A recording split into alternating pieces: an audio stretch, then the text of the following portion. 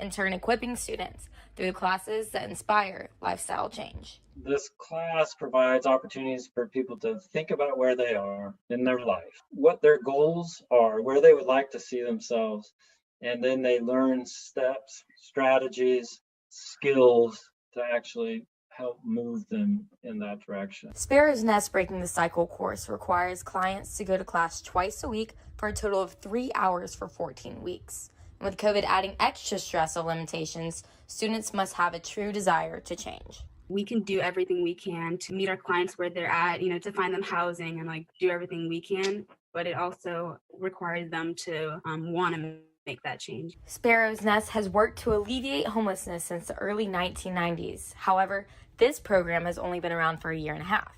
As the Athens community starts to recover from the ongoing COVID-19 pandemic, Sparrow's Nest hopes that current and upcoming clients can start a new life and culture in the homeless community to find work, break habits, get their life right, and form relationships. Also giving them equipment to succeed outside of our doors.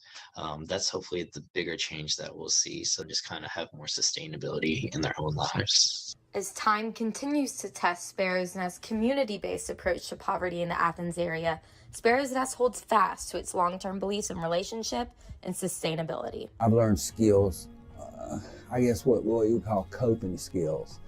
I want to make sure this time that I get a really good job. Not only does this course equip trainees with tools, but provides clients with a community that helps encourage one another to a lifestyle change. My hopes are to pick back up on my career plans. After each cohort finishes their course, Sparrow's Nest makes sure their hard work is celebrated with a graduation. Sparrow's Nest spring cohort is still taking their Breaking the Cycle courses, but now with an end in sight. Sparrow's Nest is hosting their 4th ever graduation right here this upcoming May, where generational cycles of poverty are broken and new lives begin.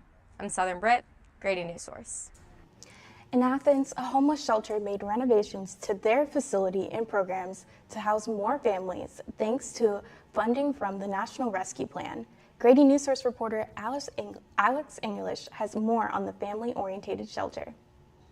The family is described as the hidden homeless, and that's because it's not as visible, it's not as apparent, but it is growing and it's a pervasive problem in our community.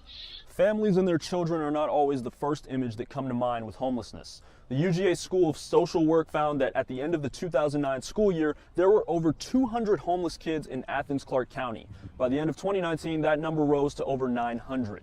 Though more families have been affected under COVID, Athens Mayor Kelly Gertz plans to convert motels into more housing for the homeless using the National Rescue Plan funds.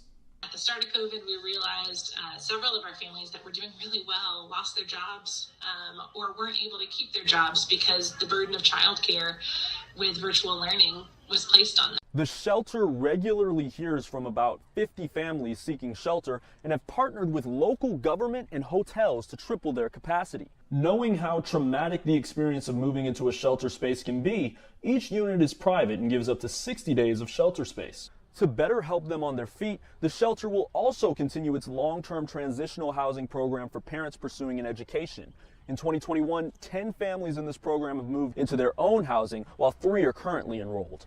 Being a community organization, this shelter prides itself on discretion and ensuring no one becomes the face of homelessness. Part of that is because it's children, and there's a legal aspect of that, but also the parents are community members, and their experience of homelessness is their own story, and they're with us for a very short period of time most of the time, and just because they are staying with us does not give us claim to their story or their experience. This summer, the shelter offers its first in-person volunteer opportunity for reading with students and can be contacted at volunteer@helpathenshomeless.org. From Grady Newsource, I'm Alex English.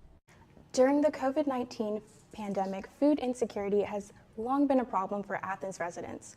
Newsource reporter Willie Danley has more on local programs combating the issue. And so we saw the need for food spike like crazy. Athens-Clarke County government kind of took notice of the food insecurities that were widespread over the community and asked us to kind of take ownership of a program where it wasn't just serving senior citizens, it was anybody that needed food because of COVID. Amy Lancaster is the Director of Development and Communications at the Athens Community Council on Aging. The council oversees the Athens Eats Together program. Athens Eats Together is a county-wide initiative made to provide Athens Clarke County residents that are food insecure with emergency food relief. The increase needed prompted the government to ask if they would expand to meet the local need, according to Lancaster. We have served over 9,000 people, and we have served in a year, it's over 325,000 meals. We saw with the toilet paper, things fly off the shelves. And so when we are ordering in such bulk quantities like that, we really have to rely on the supply chain and the logistics of the entire country. And yeah, we have definitely run into supply shortages, and that can kind of vary week to week. So we just try to alter it. If they don't have canned tuna one week, we try to, supplement with chili with meat, things like that. Stephen Bailey works for the Public Information Officer for Athens Clarke County, and he works closely with the Athens Eats Together program. The goal for this program was immediate food assistance to responding to the pandemic. But what I have seen, and I know, is I think we've really we've set out to accomplish that, but also have made some more sustainable progress as well within the community. They've been helping me a lot with my family with food and getting the resource that I need and my family. It's been wonderful so far. For more information, visit accaging.org or visit their location at 134 Hoyt Street to receive your groceries and sign up. I'm Willie Danley, Grady Newsource. After the break, we'll have more on what police are doing to find the driver of a hit and run that cost the life of a UGA student. There's a lot of fear in coming back to school. I'm a 40-year-old man that walked in there to get his high school diploma. It was very hard for me, but one of the teachers was Miss Araceli. She gave me direction. Every single time I had a question, she'll put down whatever she's doing and she'll sit there with you until you get it. 50% of getting your high school diploma is walking through those doors. The other 50% is doing the work. Find free adult education classes near you at finishyourdiploma.org. Is your family in need of more quality time together? Hello, I'm Dr. Spruce. Nature is best enjoyed together. So bring the whole family to discover all the bonding and stress-reducing benefits parks and forests have to offer. Visit discovertheforest.org and trade in phone time for family time. Birds, squirrels, chipmunks, grass, worms, bugs, trees, rocks, and other objects in nature cannot talk. If you'd like to have a conversation while visiting nature, you will need to bring humans along. We strongly recommend starting with your family.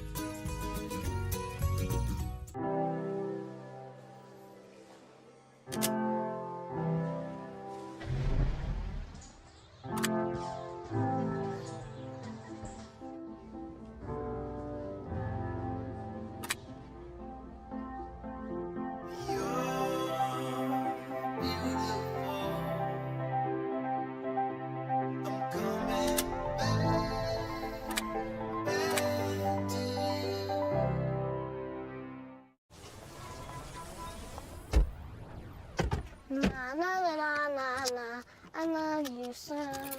I love you. I love you. La la la la. La la la la la la la. We're here. Yay! It's a short drive from your neighborhood to your naturehood. To find a neighborhood park or green space near you, visit discovertheforest.org. Athens Clarke County Police are searching for the driver of a car that fled the scene after it hit and killed a 21-year-old UGA student. Grady Newsource reporter Jared Eggleston is live from the scene where it happened. Jared, where does the investigation stand right now? Knox Witten was a 21-year-old UGA student found dead in the road Sunday morning after an apparent hit and run. We received a call at about shortly after 1:50 that morning. The call was in reference to a person down type call. Our officers responded to that call and, of course, found Mr. Witten deceased. Barnett also said there's little evidence, which makes an already hard investigation even harder. Our traffic unit is working tirelessly, I can tell you that much, to investigate this. Part of that is, they're going to canvass the area. Obviously, this occurred on the loop. There's no security footage or anything like that. When he wasn't attending class, Witten loved golf, traveling, and his girlfriend, Emma. Family members I spoke with describe him as responsible and outstanding, and his tie to Northeast Georgia goes deeper than being a student at UGA. He attended and graduated from Oconee Christian Academy in 2018. Outpourings of support have been coming in for Knox and his family, people reliving memories of watching him play basketball or coaching him, all of them underscoring how much he was truly loved. His family will be holding a private ceremony in the coming days and ask that any donations be made to Oconee Christian Academy. Their website is oconeechristian.org. Police have asked anyone who may have witnessed or has any information regarding it to contact Athens Clarke County Police Crime Stoppers. The tip line is 706-705-4775. All tips can remain anonymous if you wish. For now, though, reporting live on the street, Jared Eggleston, Grady Newsource.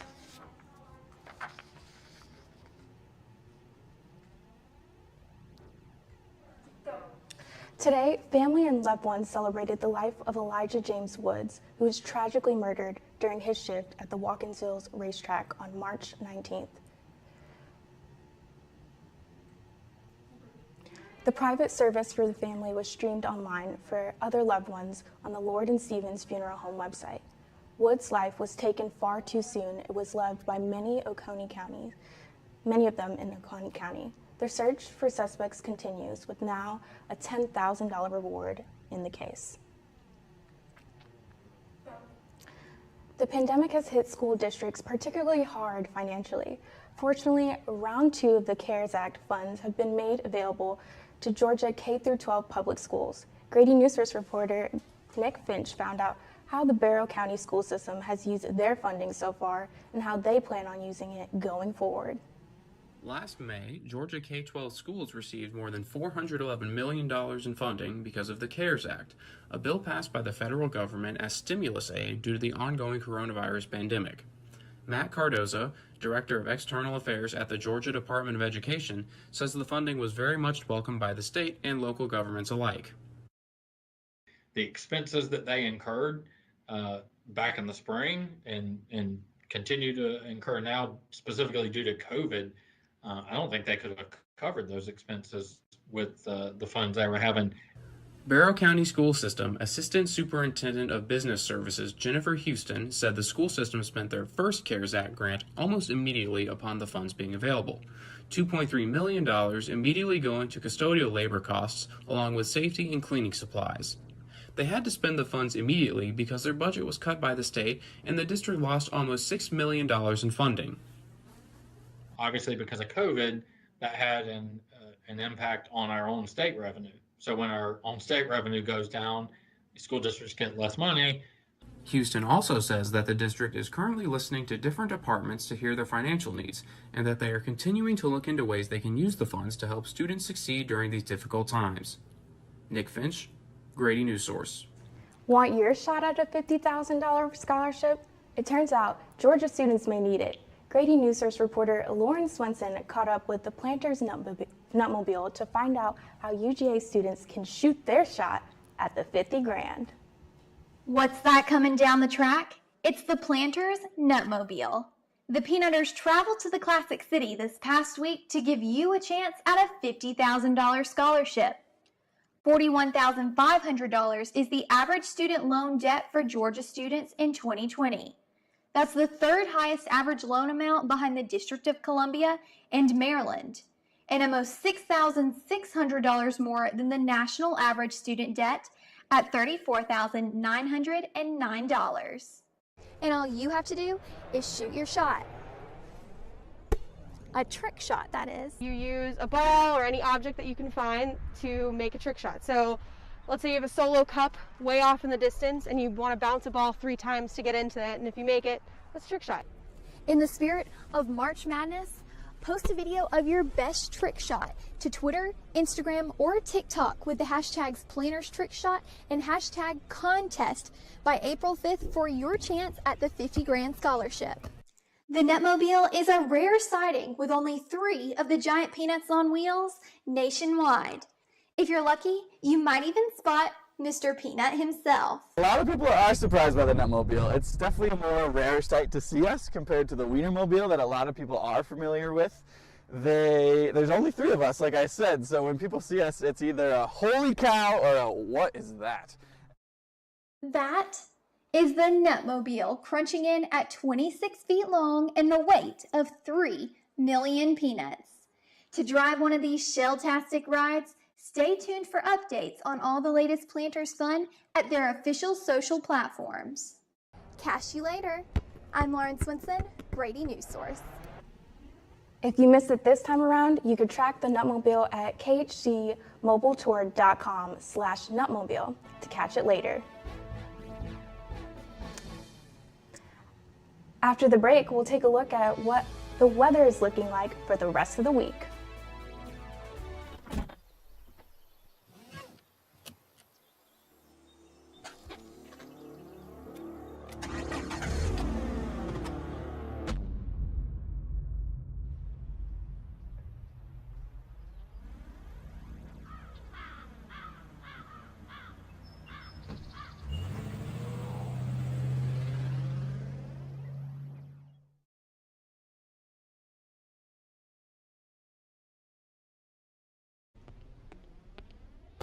Can I tell you a cat joke? Just kidding. Why did the girl ask the mushroom to dance? Because he was a fun guy. What do you call a pig that knows karate? Pork chop. So how does a tissue dance? Put a little boogie on it.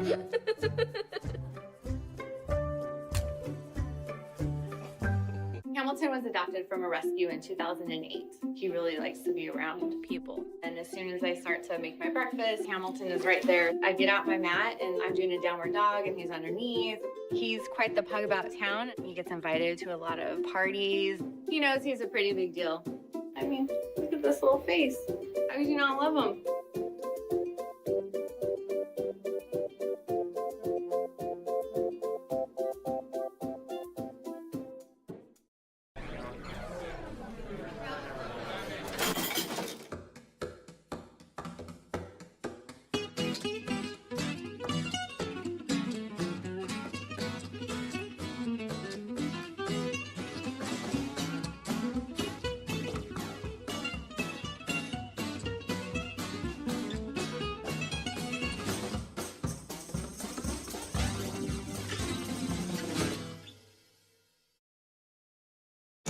And now, the weather. Now, here's Grady Newsource reporter Asmara Yakub with the weather. We hope you took advantage of the nicer weather earlier this week because it's looking a bit gloomy in the following days. It's a cloudy day here in Athens with a high at 76 and a low of 58 with a 30% chance of showers overnight. Tomorrow looks a bit similar with a high at 78 and a low at 64. There's also a 50% chance of showers tomorrow with the possibility of thunderstorms after 1 p.m. Let's take a look at the rest of this week. Unfortunately, there is a chance of showers every day this week and the possibility of thunderstorms throughout the weekend. So if you're planning on leaving the house this weekend, make sure to grab a rain jacket. If you were wondering why and when butterflies tend to make an appearance, we might have an answer for you. A recent study done by University of Georgia entomologists say that climate is likely the biggest driver for butterfly abundance change. Michael Scott Crossley, a researcher from the study, tells us more. Analysis. And what really came out was this signal that climate was the most important predictor of whether butterflies were increasing or decreasing. And when we map this out, we see this pattern where the largest decreases were apparent in the Southwest, where it's been hot and it's been getting drier. Whereas the largest increases were happening in more relatively cool or wet places. This has been Asmara Yakub with Grady Newsource Weather. On behalf of Grady Newsource, we apologize for any technical difficulties. Coming up, how you can get a free donut from Krispy Kreme. No more pencils, no more books, no more teachers, dirty looks. School's out for summer. What this place needed was better graduation rates. So we worked with schools like Henry Ford High, and now they're up 18%. To help us do more good this year, go to unitedway.org because great things happen when we live united. So good to see you guys. So, what's up? Oh, we finally bought a place. Holy cow. You seriously have enough saved to do that? We've been putting a little aside each month. Jeez, at the end of the month, we have nothing left to save. Yeah, I have no idea where it goes. Well, you're spending a lot on... Is it good? Oh, God. Oh, how is my account overdrawn? When it comes to financial stability, don't get left behind. Get tools and tips for saving at feedthepig.org. Krispy Kreme has sweetened the deal for people getting their COVID-19 vaccine. Grady Newsource reporter Jessica Green checked it out earlier today. Irena, I'm here at the Krispy Kreme here in Athens where they are giving away one free donut to customers who've received at least one COVID-19 vaccine shot. I thought it was a cool thing to help promote getting the vaccine. I mean, it's just an additional treat on top of helping COVID spread anymore, so. The promotion has sparked chatter on social media, though some are more worried about the spread of diabetes than COVID-19. I mean, I think that people eating too many donuts is probably never a good idea, but I do think it's a really good idea for them to do as a business to encourage people to get vaccinated. To get a free glaze, all you have to do is display your vaccine card showing record of a Moderna, Pfizer, or Johnson & Johnson shot. Well, I think people should get it, to get the shot, because that's what's making it spread more, not getting the shot. If you have not yet gotten your COVID-19 shot or don't plan to, you can still enjoy a tasty treat from Krispy Kreme. Starting March 29th, they are giving away one free donut and coffee every Monday. I love free donuts, and I love Krispy Kreme, and I'm glad I got vaccinated, regardless of a donut. Are you happy about it? Yeah, donuts. For Grady Newsource, I'm Jessica Green. Back to you, Irena. Slow down, Athens. New school safety speed zones and cameras have been installed around 3 Athens elementary schools to keep students safe. Cameras have been installed around Barnett Shoals, J.J. Harris, and Whitehead elementary schools, which have seen a high number of speeding vehicles. For the next 28 days, Athens police will issue warnings to all drivers who are photographed speeding through these areas. Flashing lights will indicate when the cameras are operational, and drivers will be fined for offenses after the warning period. That's all for us here at Grady Newsource. I'm Irena Plunkett, and have a good night.